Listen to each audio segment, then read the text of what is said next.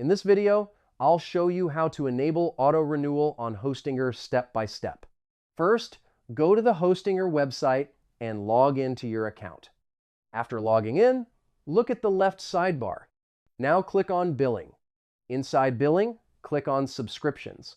Here you will see all your active subscriptions. Now select the subscription you want to manage. Click the arrow or option to open the subscription details. The subscription details page will open. Now find the Auto Renew option. Enable the Auto Renewal option. After enabling it, the subscription will renew automatically in the next billing cycle. This helps prevent your website or service from being interrupted. You can see that it is active, and you can also deactivate it in the same way.